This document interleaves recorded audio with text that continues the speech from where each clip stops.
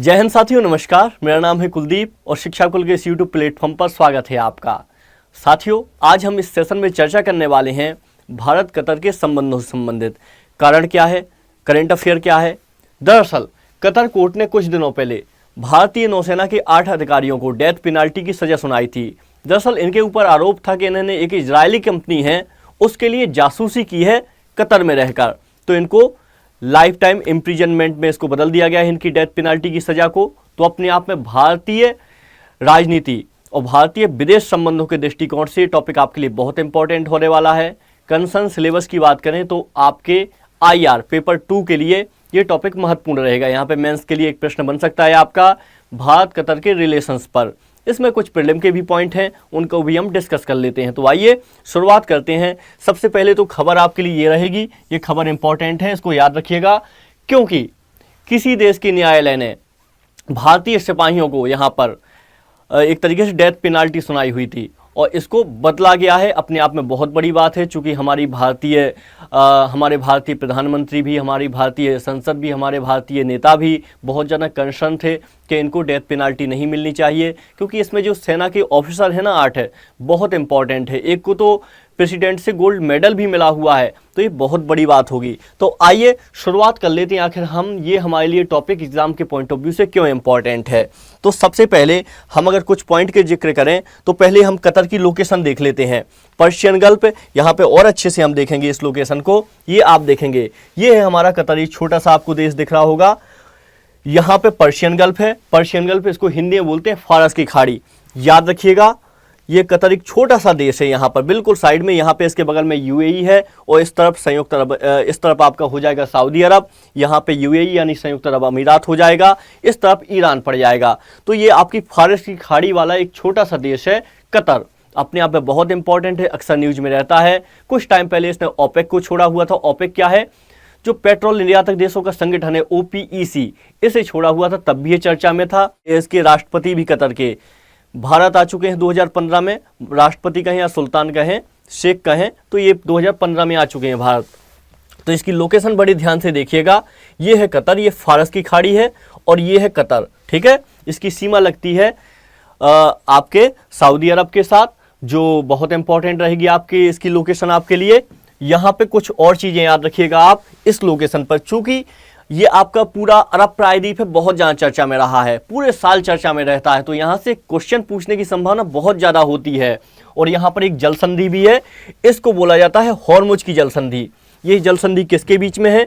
ये ईरान के बीच में। यहाँ पे आप देखेंगे ईरान है और ये है आपका ओमान। तो ये जो जल संधि है ये आपकी हॉर्मुज की जल संधि। यहाँ पे आप देखिए, यहाँ पे आपको साफ साफ दिखाई देगा। तो ये देखेंगे स्ट्रेट ऑफ हॉर्मुज, ये है हॉर्मुज की जल संधि। ये आपका ईरान के बीच में है और ओमान के बीच में है। ओमान के सुल्तान अभी भारत आए हुए थे कुछ टाइम पहले, तो ऑलरेडी ये मुद्दा चर्चा में था, तो आप याद रखिएगा। यहाँ पे थोड़ा सा गलती मत कीजिएगा, चूंकि ये संयुक्त अरब अमीरात UAE, तो इसकी बॉर्डर यहाँ तक जाती है, यहाँ तक। लेकिन यहाँ पे जो छोटा वाला पार्ट आपको दिखाई दे रहा है ना, ये पार्ट ओमान का है और ये है UAE। तो यहाँ पे गलती मत कीजिएगा। बहुत सारे लोग गलती क्या करते हैं, संयुक्त अरब अमीरात और ईरान के बीच में हॉर्मुज की जल संधि को बताते हैं। वो एक तरीके से सही हो सकता है, लेकिन ब्रॉड आप पक्ष में देखें, ब्रॉड तरीके से देखें। लेकिन अगर अब आप सूक्ष्मता के साथ बात करते हैं तब इसमें ओमान और ईरान हो जाएगा। ये आपके लिए लोकेशन काम की रहेगी। इस लोकेशन को आप याद रखेंगे तो एग्जाम में आपके लिए ज़्यादा सही रहेगा, ठीक है। एग्जाम में अगर प्रश्न बना तो आप उसको सॉल्व कर पाएंगे। तो आइए कुछ पॉइंट के बारे में बात कर लेते जो हमारे भारत और हमारे कतर से रिलेशन है। तो सबसे बड़ी बात है यहाँ पे याद रखिएगा, द्विपक्षीय अगर हम व्यापार की बात करें, यहाँ पे व्यापार इकोनॉमिक्स सबसे इंपॉर्टेंट है। और वैसे भी खाड़ी देश हमारे लिए क्यों इंपॉर्टेंट है? दरअसल हमारा व्यापार है इनके साथ में। यहाँ पर 2022-23 के ट्रेड का डेटा अगर हम देखें तो हमारा इनके साथ द्विपक्षीय व्यापार 18.77 बिलियन अमेरिकी डॉलर था। बहुत बड़ा व्यापार है अपने आप में। इसके अलावा यहाँ पे भारत को कतर के प्रमुख निर्यात आइटम क्या होते हैं, यहाँ पर इनकी बात कर लेते हैं तो LNG हो जाएगा। भारत सबसे ज़्यादा जो LNG है, लिक्विड नेचुरल गैस, इसको ऐसे समझ लीजिए, तो सबसे ज़्यादा LNG हमें कतर से ही प्राप्त होती है। LPG हो जाएगा, रसायन पेट्रोकेमिकल हो जाएंगे, प्लास्टिक और एल्यूमिनियम इत्यादि, ये सारी चीज़ें हमें शामिल हो जाएंगी जो हमें कतर से प्राप्त होती हैं। बहुत इंपॉर्टेंट है अपने आप में। चलिए आगे बात करते हैं। अगर कुल मिला के एलएनजी की हम बात करें, भारत के वैश्विक एलएनजी आयात का 48% से अधिक भाग हमें कतर से प्राप्त होता है। तो कतर हमारे लिए इसलिए इंपॉर्टेंट है, सबसे बड़ी बात एलएनजी के लिए इंपॉर्टेंट है। दूसरी बात करें यहाँ पर, तो कतर हमारे यहाँ पे निवेश भी करा हुआ है। आप देखेंगे भारत में कतर का जो एफडीआई है ना, प्रत्यक्ष विदेशी निवेश, इसको फॉरेन डायरेक्ट इन्वेस्टमेंट कहा जाता है इंग्लिश में, 450 मिलियन डॉलर से अधिक है। अपने आप में बहुत बड़ी बात है। तो कतर इसलिए भी इंपॉर्टेंट, उनके पास पैसा तो है ही। कारण क्या है? पैसा का तेल है उनके पास, तो उनके पास पैसा है, हमारे यहाँ निवेश कर रहे हैं, अपने आप में एक दूसरा पॉइंट है। इसके अलावा और कुछ पॉइंट की बात करें तो हमारे सांस्कृतिक संबंध भी है इनके साथ। 2019 को भारत कतर संस्कृति वर्ष के रूप में चुना गया था। तीसरा पॉइंट हो गया कतर मेंसा संस्कृति वर्ष 2022 में भारत ने भी अपनी उपस्थिति दर्ज कराई थी। चौथा पॉइंट हो गया, ये हमारे सांस्कृतिक संबंध है, वहाँ के त्यौहार हैं, ये आपका कतर मेंसा संस्कृति, तो इसमें भारत ने उपस्थिति दर्ज करवाई थी। जैसे कि अभी हाल ही में हॉर्नबिल त्यौहार हमारे यहाँ पे हुआ था, यहाँ पे नागालैंड में, तो वहाँ पे भारत, इस बार अमेरिका और फ्रांस भी यहाँ पर उपस्थित थे, मतलब यहाँ पे भागीदारी दर्ज करवाई थी। तो ये क्या दर्शाता है? सांस्कृतिक संबंधों को दर्शाता है और सॉफ्ट पावर को दर्शाता है। रसद एवं बैंकिंग की अगर हम बात करें तो हमारे बीच में इंडिया कतर एक्सप्रेस सर्विस नामक सीधी शिपिंग लाइनों को चालू किया गया है, ताकि हमारे यहाँ पर व्यापार बढ़ पाए। ये अपने आप में पॉइंट इंपॉर्टेंट है। हमारे यहाँ के जो पोर्ट हैं आपके मुंद्रा और जवाहरलाल नेहरू नेहावा सेवा बंदरगाह मुंबई का, तो ये पॉइंट जो हमारे दो पोर्ट हैं हमाद बंदरगाह से सीधे जुड़े हुए हैं और लगातार हमारे यहाँ व्यापार होता है। कुछ और पॉइंट की बात करें, प्री के पॉइंट ऑफ व्यू से याद रखिएगा, जायर अल बहर, ये एक एक्सरसाइज है जो नौसेनाओं के बीच में होती है, भारत और कतर की नौसेनाएं। तो ये एक एक्सरसाइज भी आपके लिए इंपॉर्टेंट है। ऊर्जा के क्षेत्र में हम एलएनजी का सबसे बड़ा आपूर्ति करता है कतर हमारे लिए, तो ये पॉइंट तो अपने आप में इंपॉर्टेंट है ही, ठीक है। इसके अलावा अगर हम रेमिटेंस की बात करें, रेमिटेंस क्या होता है?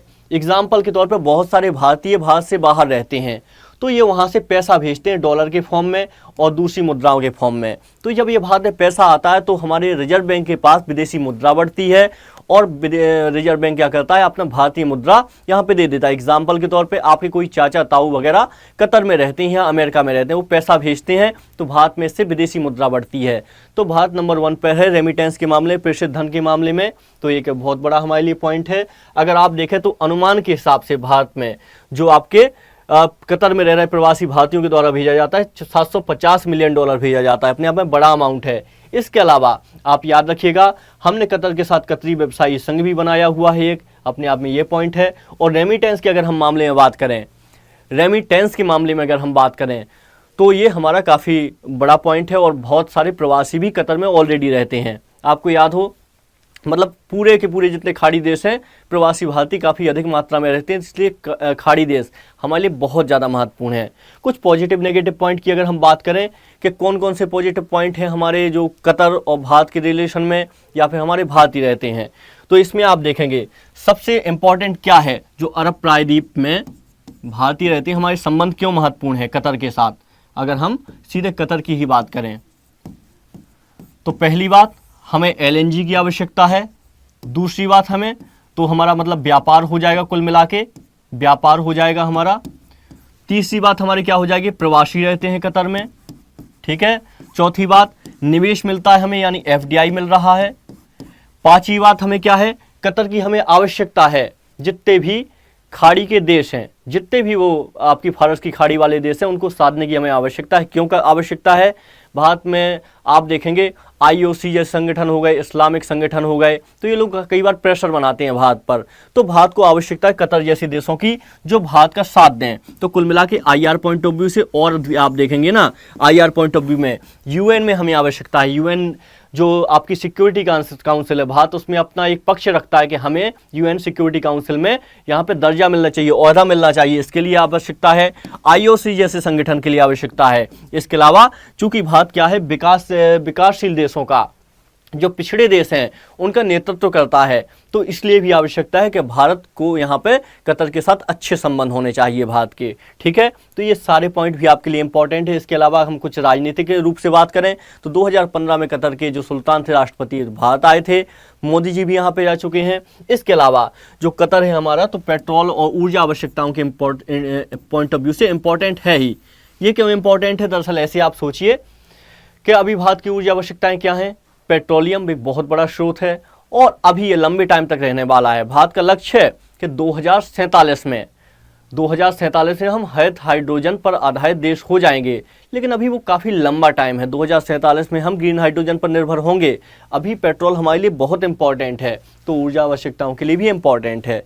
तो आप इस तरीके से देखते हैं, ये सारे पॉइंट इंपॉर्टेंट रहेंगे कतर से संबंधित। और आप प्रायद्वीप इसको कहें या कतर कहें, तो भारत के लिए बहुत इंपॉर्टेंट लोकेशन है और भारत के लिए बहुत इंपॉर्टेंट संबंध है ये। और अब एक विदेश नीति में एक अच्छा पॉइंट आया हुआ है कि जो हमारे नौसेना के सैनिक थे, इनका जो नौसेना के जो सैनिक थे, इनकी फांसी की सज़ा को कन्वर्ट कर दिया गया है इम्प्रिजनमेंट के साथ, यानी जेल में अब रहना पड़ेगा। तो यहाँ पे भारतीय जो हमारे दूतावास हैं वो अब पहल कर पाएंगे कि किसी तरीके से अपने सैनिकों को बचा लें।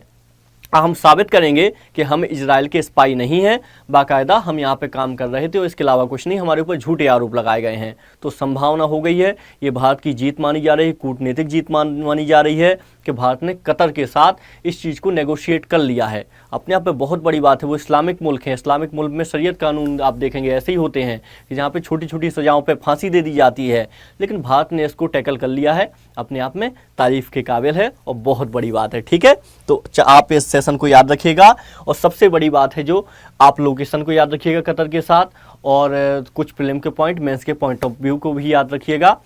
और यहाँ पर अगर आपके मेंस के क्वेश्चन ही बनते हैं तो आप इसको बड़ी अच्छे से सॉल्व कर पाएंगे इन पॉइंट के माध्यम से। मैंने आपको सिर्फ और सिर्फ कोर पॉइंट बताए हुए हैं ताकि आप एग्जाम में प्रश्न आ जाए तो ये कोर पॉइंट लिख दें और आपका आंसर कवर हो जाए। तो भारत की बड़ी कूटनीतिक जीत है अपने आप में IR पॉइंट ऑफ व्यू से। इसके अलावा आप याद रखिएगा, ये आपका पूरा का पूरा टॉपिक लिंक्ड है IR के पॉइंट ऑफ व्यू से, इंटरनेशनल रिलेशन के पॉइंट ऑफ व्यू से, तो एग्जाम में प्रश्न बन सकते हैं। ठीक है, तो चलिए आज के इस सेशन को अब हम कंप्लीट करते हैं। मिलते हैं किसी अन्य सेशन में। नमस्कार।